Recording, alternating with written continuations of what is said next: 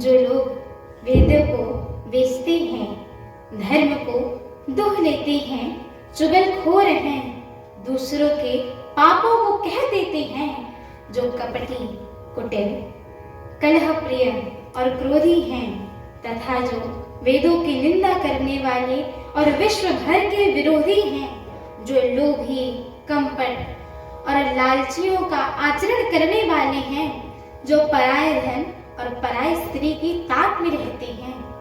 हे जननी, यदि इस काम में मेरी सम्मति हो तो मैं भी उनकी भयानक गति को पाऊं, जिनका सत्संग में प्रेम नहीं है, जो अभागे परमार्थ के मार्ग से विमुख हैं, जो मनुष्य शरीर पाकर श्री हरि का भजन नहीं करते हैं, जिनको हरि हर अर्थात भगवान विष्णु और शंकर जी का सुयश नहीं सुहाता है, जो वेद मार्ग को छोड़कर वाम अर्थात वेद प्रतिकूल मार्ग पर चलते हैं, जो ठग हैं और जो वेश बनाकर जगत को छलते हैं।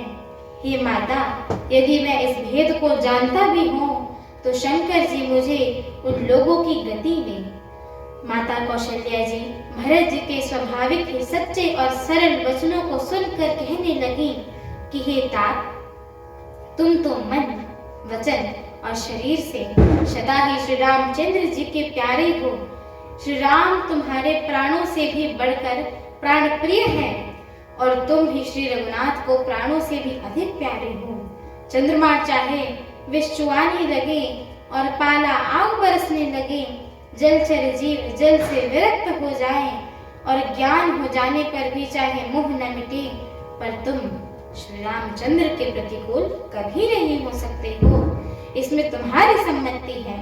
जगत में जो कोई ऐसा कहते हैं और वे स्वप्न में भी सुख और शुभ गति को नहीं पाते हैं। ऐसा कहकर माता कौशल्या जी ने भरत जी को हृदय से लगा लिया। उनके स्तनों से दूध बहने लगा और नेत्रों में प्रेमाश्रुओं का जल छा गया। इस प्रकार बहुत विलाप करते हुए सारी रात बैठे ही बैठे बीत गई। तब वामदेव जी और वशिष्ठ जी आए।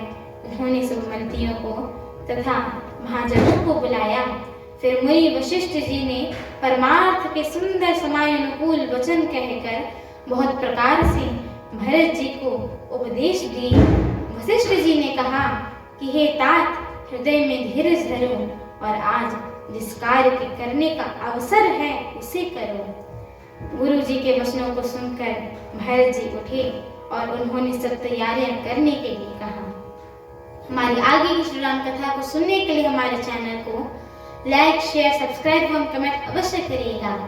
एवं आप सभी हरि भक्तों से हम दोनों बहनों का एक छोटा सा निवेदन है कि कृपया आप सभी हमारे श्री रामचरितमानस जी के इस मंगलमय पाठ को पूरा अवश्य सुना करिए, क्योंकि स्वयं परम पूज्यपाद श्रीमद् गोस्वामी तुलसीदास जी महाराज ने कहा है कि जो भी नर नारी, मनुष्य, जीव जंतु एवं पशु पक्षी प्रभु श्री रामचरितमानस जी के इस मंगलमय पाठ को सुनते हैं, गाते हैं, कहते हैं एवं श्रवण करते हैं, उनके जन्म जन्मांतर के सारे पाप नष्ट हो जाते हैं।